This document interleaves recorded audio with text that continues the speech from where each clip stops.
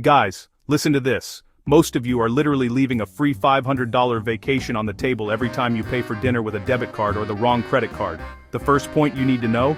Using a 1.5% cashback card for dining is officially a mistake in 2026. Within the next 30 seconds, I'll show you why the bank wants you to use their standard cards and how you can switch to a 4x or 5x multiplier. If you skip this, you're essentially paying a 4% ignorance tax on every meal. We follow CFPB and TILA regulations, but why do most people stick to that boring 1.5% card? In my opinion, it's the convenience trap. Banks know that when you're hungry and the waiter brings the check, your brain is in satisfaction mode, not optimization mode. They count on you being too lazy to switch cards. I was shocked to find that the average American spends over $3,000 a year on dining out. By using the wrong card, you are paying a silent laziness tax to the bank. Today we break that habit and start making the banks pay you for your dinner. Let's dive into the data. Focus on the interchange fee business model. I was shocked when I saw the data. Retailers are the bank's real customers, and you are the product. Banks offer high rewards on dining because they know it's a high-frequency, emotional spending category. Dining happens constantly, and it's where behavior is easiest to influence, so they dangle points to steer your swipe. My favorite feature of the Amex Gold is the 4x points, but in my opinion, the $250 fee is only cheap if you actually use the Uber and dining credits monthly. Use the credits, and your effective fee can drop dramatically. Ignore them, and you're just subsidizing the bank. Let's get real about the numbers in 2026. The American Express Gold Card now has a $325 annual fee. Generic YouTubers might tell you it's too expensive, but I recommend looking closer.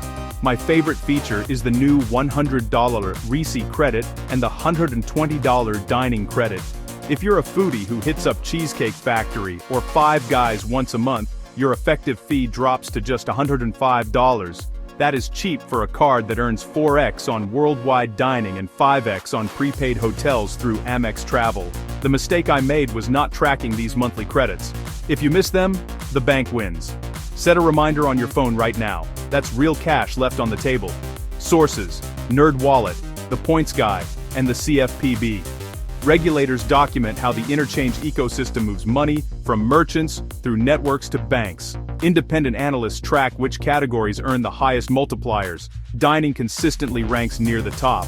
That's by design, not accident. Using a 1.5% card for dining in 2026 is a mistake. The gap adds up faster than you think. That's your free $500 vacation you're missing. Every meal without the right card is an avoidable tax. The fix is simple. Use category multipliers. Interchange funds rewards.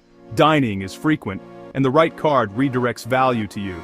Align your card to your category and track the credits. Set a monthly reminder so you never miss them. Now, let's build the data-driven strategy. Numbers don't lie. We share elite money hacks every Thursday on CardVantage. If you don't subscribe, you're choosing to lose over $300 a year in optimized rewards. That's a free flight you're giving back to the bank. Stop the leak. Hit subscribe now to keep your interest and points where they belong. In your pocket. Join thousands who keep more of what they earn. New hacks every Thursday. Set a reminder now. Cards, credits, transfers, redemptions, no fluff. Back to the strategy. Let's run the numbers. Here's what actually wins. Watch closely. Comparison of Amex Gold at 4x, Chase Sapphire at 3x, and Bilt Mastercard for rent plus dining. The mistake I made was ignoring the Bilt card. Even with $0 annual fee, it's a 3x monster. Partners matter, but first, let's do raw math. Use spreadsheets to show the math. $1,000 monthly dining, 48,000 Amex points per year, versus 12,000 standard points. That's the difference between a business class upgrade and a bag of pretzels. Chase Sapphire at 3x lands at 36,000. Bilt adds rent earning on top of 3x dining with 0 annual fee. Point values vary by transfer, but multipliers win the inputs. Use the Amex credits and 4x becomes compelling despite the fee.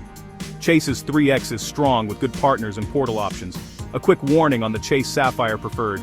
In my opinion, the biggest mistake beginners make is using the Chase travel portal for everything. Yes, your points are worth 25% more there, but the real pro move I recommend is transferring those points to Hyatt or United. I once got a $600 hotel room for just 25,000 points. That's over 2 cents per point. Don't let the bank's portal limit your value. Learn the transfer partners. That's where the real wealth is built. Bilt's $0 fee makes it a sleeper powerhouse if you rent. At $500 a month, the gaps narrow but still matter. At $1,500, 4x dominates. 72,000 versus 54 versus 18. Those totals unlock real trips, not just snacks. Make sure the purchase codes as dining to get the multiplier. Delivery often codes as dining, but always double check. Most restaurants, bars, and food trucks qualify. Verify on your statement the first time. Label your wallet, dining, groceries, travel. Set a phone reminder for nights out. Now let's talk about the Bilt Mastercard. As of early 2026, they've introduced Bilt Cash, which acts like a dollar-for-dollar currency for dining experiences. But here is the elite hack: rent day.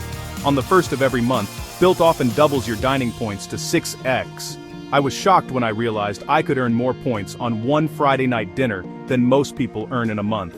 If you're not planning your big group dinners for the first of the month, you're leaving thousands of points on the table. My favorite strategy is linking my Amex Gold to the Bilt Dining Network to double dip on rewards at over 20,000 restaurants. Use the right tool for the right job, and always pay in full to keep rewards pure profit. Alex spends $1,000 a month on dining. At 1x, that's 12,000 points. At 3x, 36,000. At 4x, 48,000. Upgrade versus pretzels. That's the spread. Pick your multiplier and stick to it. Now, let's protect your score while you earn. Here's how diversification helps utilization, and how to prep for future mortgages. Explain how diversifying cards affects utilization and FICO scores. Keep utilization low across cards, ideally single digits. Spreading spend can lower any one card's percentage. I recommend a hybrid setup to maximize your profile for future mortgages. Payment history and low utilization do the heavy lifting. Avoid unnecessary closures to preserve average age. A healthy mix helps, but never chase it at the cost of fees or debt. Run a dining 4x plus a solid everyday card, and pay in full. That protects your score while maximizing rewards. Why does this matter for your future mortgage? Because in 2026, lenders are looking at your depth of credit. Having multiple premium cards like Amex or Chase, maintained with zero balance, shows you can handle high-tier financial tools. My favorite strategy is having a dedicated dining card and a dedicated grocery card. It keeps your spending organized and your utilization low across multiple lines. When you go for that home loan in 2 years, the bank won't see a debtor, they'll see a master of their own finances. Quick legal and we're out. The power is yours. This content is for educational purposes only. It is not financial advice. Make decisions based on your own situation and research. Subscribe for next Thursday's hack. Keep your points and your interest where they belong. Stop leaving money on the table. See you next week.